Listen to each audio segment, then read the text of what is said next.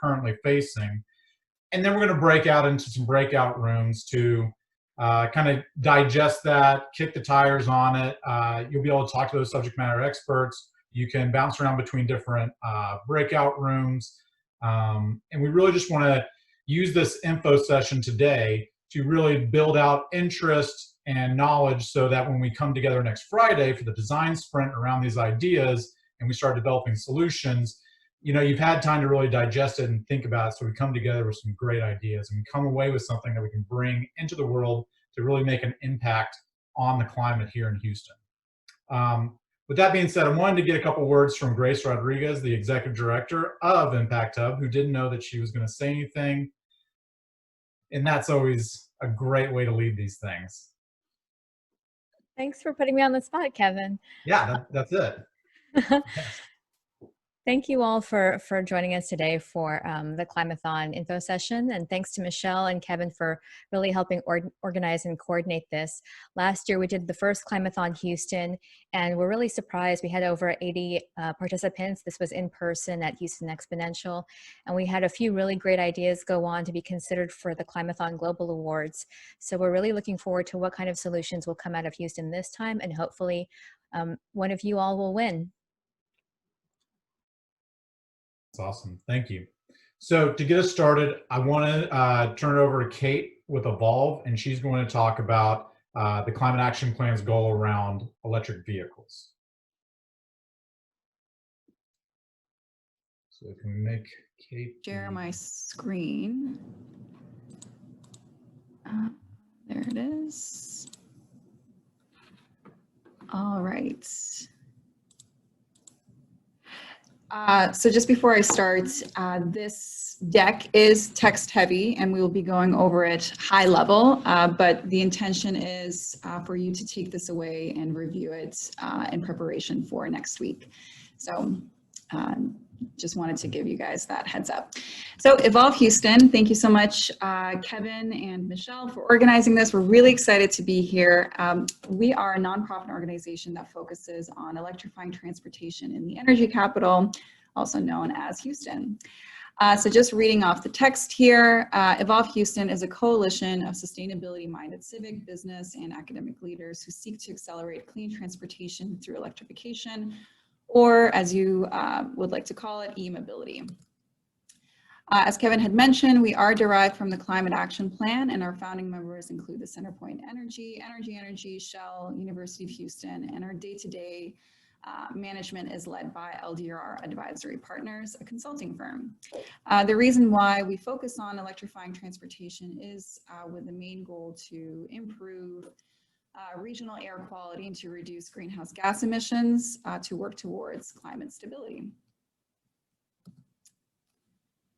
All right, so why we chose to focus on electrification and transportation, the reason for that is it is the second largest emitter of greenhouse gas emissions within Houston, sitting at 47%. And this is important to improve air quality. It's important because it affects public health, leading to increased incidence of respiratory illnesses such as asthma. And most recently, we saw it with COVID-19. Public health is definitely one concern. And then, you know, the second most obvious, I guess you could say, concern is environmental challenges. So it definitely leads and contributes to climate risk, and especially Houston being such a vulnerable city when it comes to flooding and extreme weather events. This is especially more important for us to focus on this challenge. Growing population, so we are looking or expecting to grow by 50% in the next 20 years, and with that comes more transportation related emissions. So how can we grow and succeed within our city and still and not contribute to this current challenge that we're experiencing? That would be through electrification of transportation. So we're still able to grow, avoid increasing our emissions by 30, potentially 80%, and still achieve the mobility that we require within our city. And Catherine, you're kind of going in and out with your audio. you can hear you, but it goes very low and then very high. So maybe just, oh, yeah. Thank you. And again, at the end, just as Kevin said, we can break out and I can go into further details. There's just a lot of information here too. So that's why I'm going over this high level. So in addition to public health and environmental benefits, there are also economic benefits that comes with electrification of transportation to the consumer and commercial markets. So EVs generally cost less to own, to operate, and to maintain. And the reason for that, or where you see the savings, is within fuel savings. It's just plain and simple. It's cheaper to fuel your vehicles with electricity versus gas. And EVs are just built in a much simpler form, meaning that there are just less moving parts for electric vehicles versus gasoline vehicles. So that leads to lower maintenance costs and just lower total ownership costs. So you can see how this can be appealing to a consumer as well as a fleet owner. So with that high level background, Evolve Houston is looking to further EV adoption or increase EV adoption within Houston. And we have decided to focus on electric trucks because of the very unique and specific market of Houston. Within America, light duty pickup trucks are the top selling vehicle, but within Texas and Houston specifically, the #1 and 2 top selling passenger vehicles are light duty pickup trucks. And we had a fellow over the summer who put together a very robust and fantastic report that basically proved that almost 50% of all vehicle miles traveled, and I think it's written here, 60.8 billion vehicle miles traveled in 2017 were passenger trucks. So as you can see, there's a huge market and demand for trucks on the consumer side as well as the fleet side. And this is significant because in the next 2 to 3 years, 10 electric pickup trucks are coming to the North American market. So our challenge question to you guys is, how can Houston become the leader of the EV truck segment?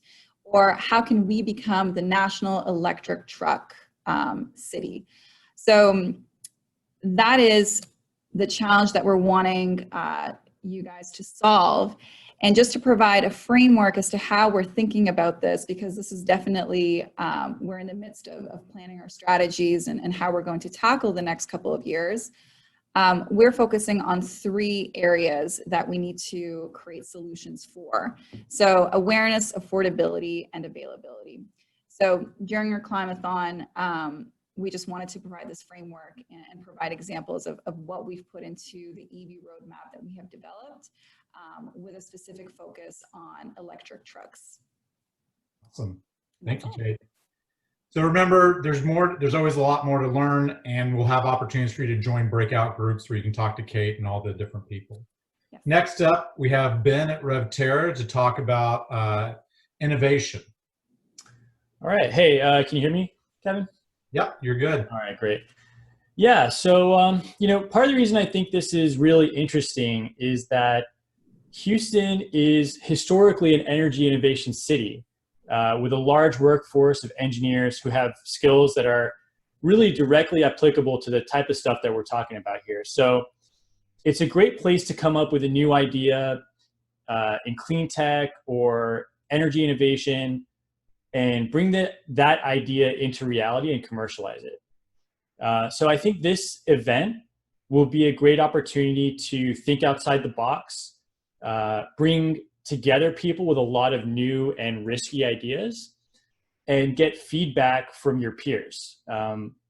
And as well as potentially recruit other people for your innovative idea, whether or not that idea gets selected as part of this Climathon or not. I think it'll be a great opportunity to get some feedback and also just connect with other people in other like-minded people. So energy innovation is a fairly broad topic, but essentially we're talking about a few things. One, how power is generated, how energy is stored, how it's transmitted, and how it's consumed. So and then the additional thing is, how can we make these activities carbon neutral by either using renewable power sources or by using carbon capture to offset the emissions from these activities. So on the power generation side, ideas might consist of new ways of harnessing renewable energy sources to generate power. On the consumption side, since we are talking about Houston, air conditioning is a major source of power consumption for a large part of the year, and that will likely only grow substantially over time. So ideas on the consumption side might consist of new ways to insulate large buildings or make them more efficient to require less cooling, or new ways to cool the buildings. So these are just some general topic areas and kind of the boundaries of where this discussion might go, but I really encourage everyone to bring out of the box ideas, and nothing is really too out of the box. So I think it'll be a fun few hours of brainstorming together and narrowing those ideas down by feedback iteration. And then towards the end, we'll vote on one of the ideas and present that to the rest of the group.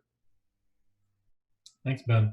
And I see Gavin in here. So he had a big hand in how this climate action plan was drafted. I think the goal inside the climate action plan, most of them are directed at how the city does EV adoption, different things. The energy innovation was about launching 50 companies, I think, in the plan, correct? I believe so. Yeah. So, I mean, that doesn't have to specifically be what we do here, but just as some reference as we kind of go through this. And we want to keep the climate action plan because so much work was done by so many stakeholders in the community. We want to leverage that knowledge base and that expertise. All right, so next up, I didn't see Astrid jump in. We're going to talk a little bit more about carbon capture. So if you have a real passion for carbon capture, utilization, and sequestration, you just love CCUS. There's an opportunity for you. We're not going to dive into it too deeply today, but feel free to reach out to me and we'll get you in touch and we'll try to get that spun up in time for next week. Let's go ahead and go over to David McLean. So he's going to be talking to us about building energy use and maximizing savings. And I think a lot of that's going to be around benchmarking, if I'm not mistaken.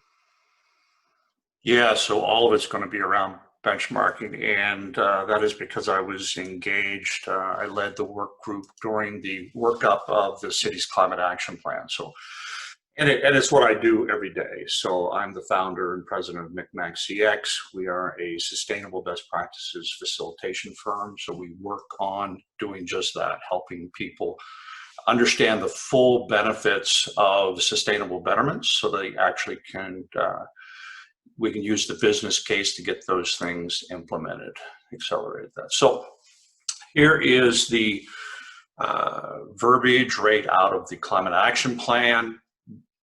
Building optimization. B1.2 is develop programs that improve building energy efficiency. It's on the greenhouse gas impact high list.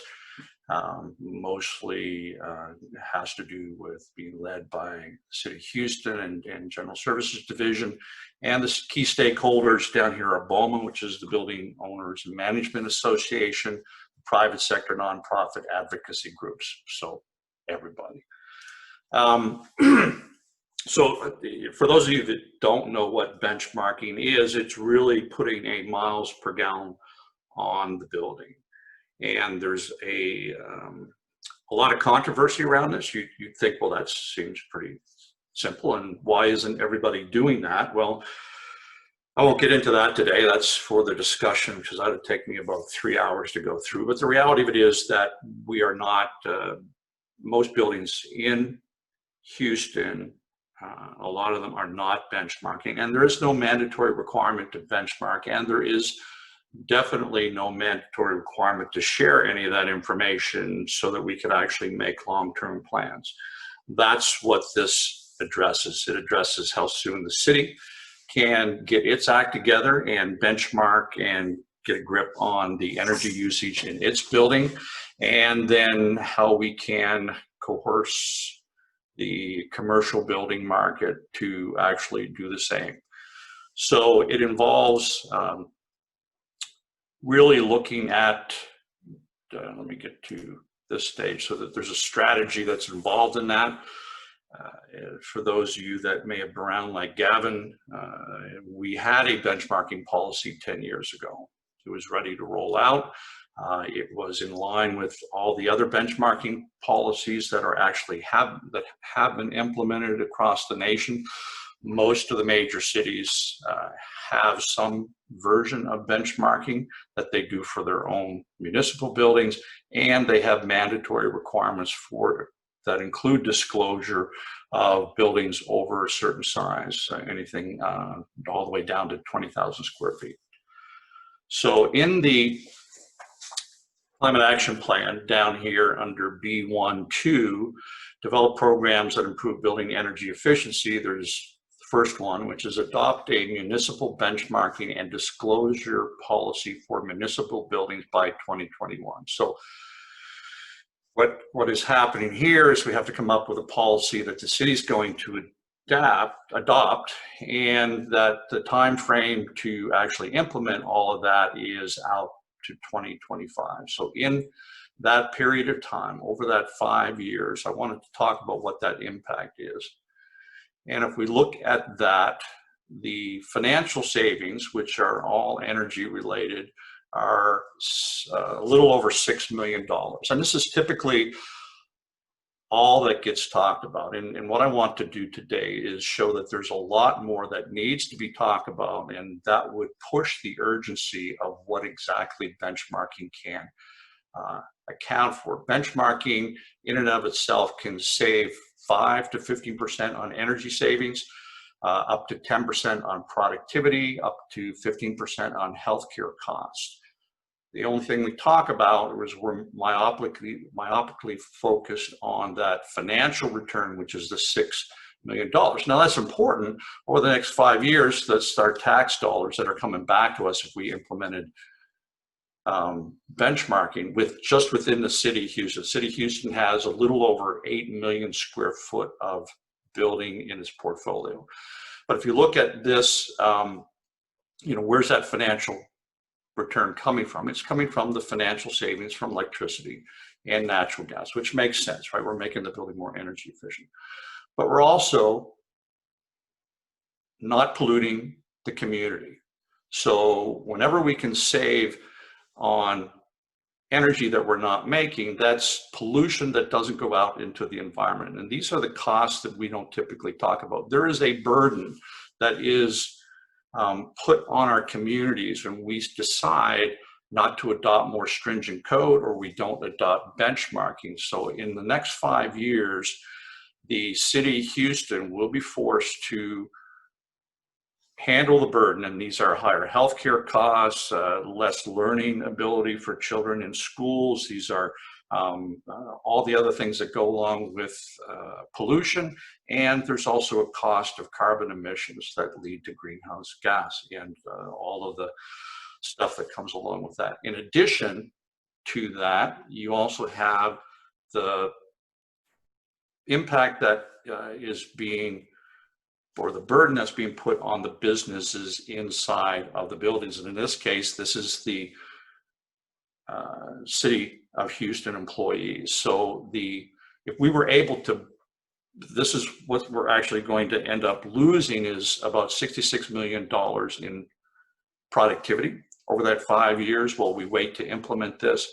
We're going to have about $5.8 million worth of absenteeism from the workers, and we're going to have healthcare costs that are going to go up in the order over $100 million. Now, when you compare that back to this $6 billion, this $6 million doesn't instill a sense of urgency. But when you add in the over $4 million worth of environmental impact that you're throwing onto the community because you can't get your act together, let's say, for whatever reason, and the $180 million that you're actually losing as costs. These are real costs that you're going to incur with inside of your organization. So let's go next to the. Hey, David, we're going to have to go to the next. Oh, I'm sorry. I always take too long on this. I get down in the It's weeds. okay. It's okay. The same thing happens More about for the commercial market. Only thing, they have 343 million square feet. So it's a significant difference. So thank you very much. Yeah, no, absolutely. And I know that there's a lot to go into on this stuff. So staying on the built environment, we're going to have Charlene Haydinger from Texas PACE program, which is a program you probably never heard about, but if you work in commercial or industrial real estate, you really should. I'm always shocked by how many people don't know about it, but one of the pieces of the Climate Action Plan was talking about expanded investment in energy efficiency. So with that kind of framing, Charlene, you got 5 minutes. All right, I'm going to speak quickly. Thank you, everyone. I'm delighted to be here. Can you see my screen? Can you see my PowerPoint? Yes, you're good. Yes. Okay, awesome. Thank you. Let's do this again. All right, so we are trying to solve a problem, and David alluded to it. There are huge benefits for property owners, for the stakeholder community, the architects, the engineers, the contractors, the lenders, all the folks who play a part in bringing our buildings to their highest and best use, but they can't afford it. And so PACE is a tool that Houston created very early on that enables property owners to pay for the improvements that we're all talking about today.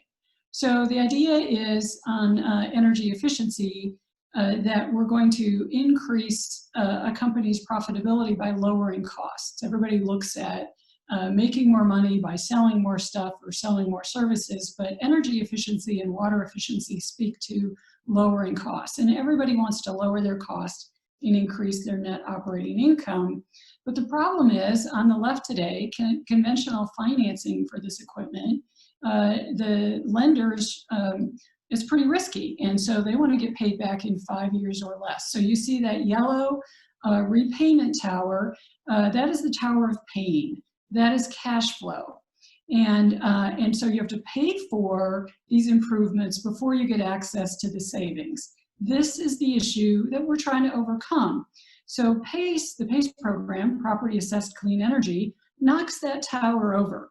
You still have to pay for these improvements, but using the PACE mechanism, you get access to the savings immediately to pay for the program. So we're eliminating that pain.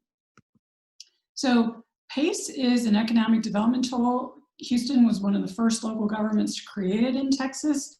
It's private financing. There is no shortage of capital for commercial, industrial, and multifamily properties to access this financing. It can be used for energy efficiency, water efficiency, distributed generation behind the meter, and demand reduction. It also promotes resiliency, and in this COVID world we're in, many of these measures increase safety, either with touchless improvements or cleaner air, cleaner indoor air. So PACE is a wonderful tool. And you'll see that we are growing throughout the state very quickly. This was enacted in 2013. Houston adopted one of the first programs in 2015. And it's grown. All of these programs use a high quality uniform program with Houston. So if you have properties throughout the state, this can benefit all of them together.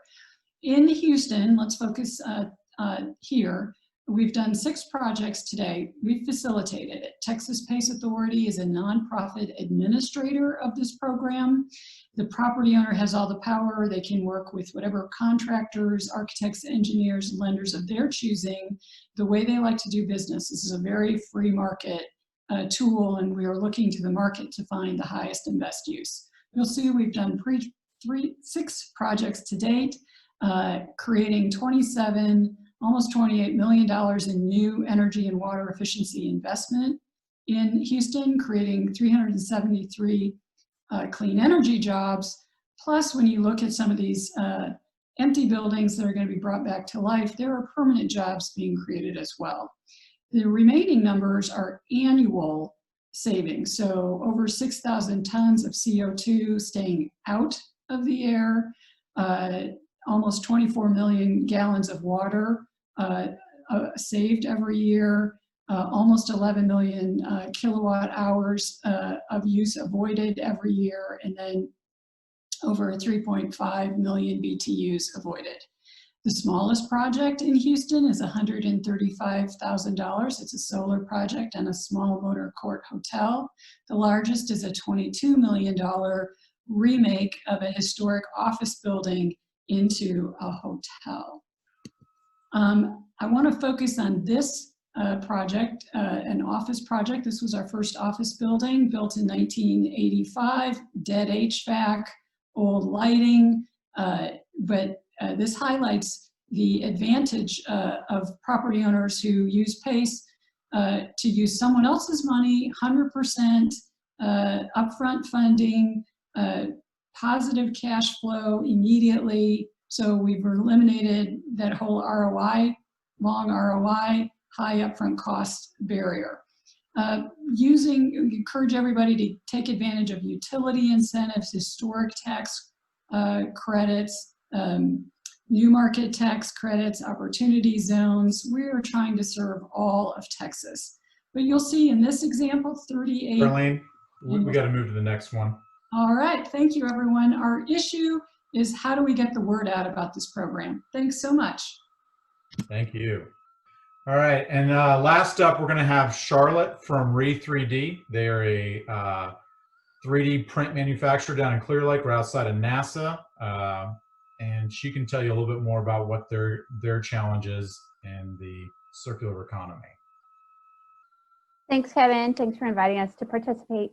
I'm here with some of my colleagues, and my colleague Helen, if she can be made a presenter, was going to talk a little bit first about our solution to a circular economy challenge. I mean, just to highlight the problem that I think we're all pretty much aware of, over the last decade, US plastics production has doubled, growing at a rate of 6 million tons a year. And the Texas, Louisiana, Gulf Coast region accounts for over 50% of the plastic manufacturing in the US. And chemical companies here plan to increase production by 50% more over the next few years. But the problem is that 96% of all plastic that's produced in the United States does not get recycled. It ends up in landfills, and landfills are continually at risk of overflowing. So we are trying to enable a circular economy by coming up with solutions for using existing plastic in our stream. And I'm gonna let Helen take it from there. At Re3D, we're looking to decimate the cost and scale barriers to 3D printing. We do that by making the world's largest affordable industrial 3D printers that recently, with the help of NSF, we've modified to print directly from shredded trash. I'm Samantha Snabs, and I'm an Air Force reservist on the weekends. And during the week, I have the honor of serving as the co-founder and catalyst for Re3D. Rather than printing from filament or like the rope-like material you might have seen in some printers, we've modified that business end so it has a big hopper or a funnel that can take shredded plastic waste or pellet waste to print. As part of our research with NSF, we're committing to taking these printers to communities where we can investigate the opportunity for a circular economy. We now have a location in Puerto Rico where we do applied research. We couldn't think of a better place to investigate where you could turn trash into gold than on an island where 86% of your goods are imported, where there's a lot of waste in landfills that are being closed. With the NSF SBIR Phase 2 funding, we realized to truly make this a commercial technology at an industrial scale, we're looking to use manufacturing waste for some of the biggest brands in the world to create things that schools need, to start new jobs, to create local goods.